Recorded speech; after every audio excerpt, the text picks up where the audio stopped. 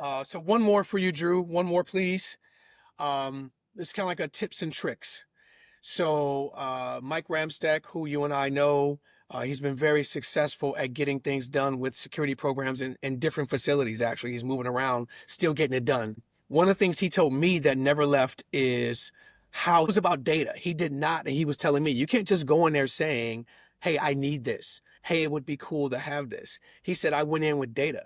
He did a pilot program. He was looking at HCAP scores. He did surveys on the unit. So that's how he helped to get his point across and get his safety initiatives approved. Another thing that people can do, obviously, is contact Drew. Let Drew come walk your halls. He can point out, give you a report on, your holes, etc. What else could they do? This is your chance, tips and tricks for the guys and girls that are in your seat where you were before, outside of obviously reaching out to Drew. How can they get the ball rolling to try to look into cost savings around some of their physical access control projects? Absolutely. Call me. That's the best solution. No, at least for me. But I think and my philosophy when I was a security director, before I started consulting even, is we have to look at the lived experience of our patients, of our employees, of our organization to really understand how effective is what we're doing as a security director or security vice president or whatever your title happens to be. But I think we have to look at that lived experience. And frankly, as a consultant coming into organizations, that is where we get most of our information.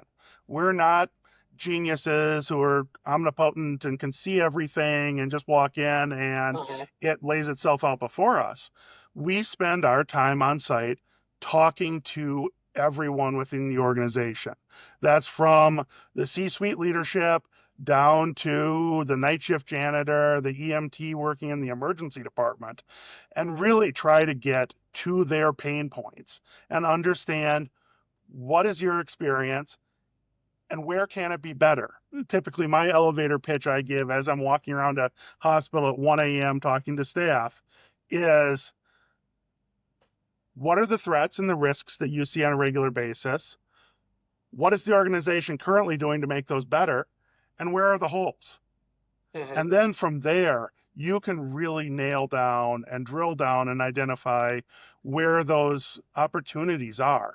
And yes, somebody coming in from the outside may see some things that as a security director you've Right. been blind to.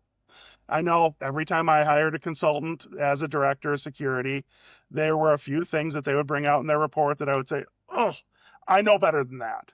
Uh-huh. But still, I think if you open up yourself to feedback from the security officers and everyone else within the organization, including like patient advisory Uh-huh. councils can give a huge amount of great feedback. If you open up yourself to their feedback and don't just put it off as, oh, well, I'm security. They don't know what they're talking about. This is the way we do it.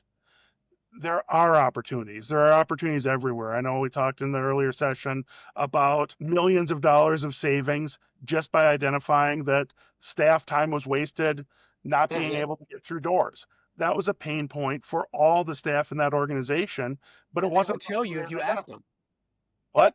And they would tell you if you asked them that, that nurse will Exactly. tell you that she's delayed every day. Yes. No, absolutely. They would tell you if you asked. And they'd I probably got told it. I multiple got it. I times, see and what you're people probably saying. got tired of hearing them tell them. I see what you're saying. So so your tip and trick, if I'm understanding, is to get out and get the lived experience of those that are out and about in their hospital. Obviously, chronicle that, and then be able to try to wrap that up and bring it forward. They wouldn't have the benefit of the data and experience of all the different facilities if they had you in there, but that's something that they could get a head start on. That was really good. That stuck with me. I like that one. Absolutely. And make sure there are processes to do that work. I know one thing I did as a director was implemented a security liaison program. kind of like community policing in the law enforcement world. And I stole this program and idea from somebody. I don't remember who because it was over a decade ago, but I know I stole it from somewhere and then tweaked it because none of us ever have an original idea. It's all tweaking somebody else's and making it Hmm. better.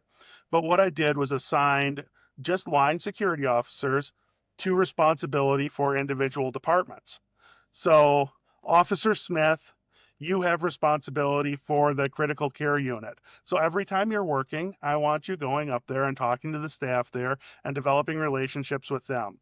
I will pay the few extra dollars for you to come in on your day off and go to their staff meeting and work with them. So, they know that it's not just, oh, we got to call security. If they have a question that's not immediate, they have somebody who's developed a relationship with them that they can Hmm. go to.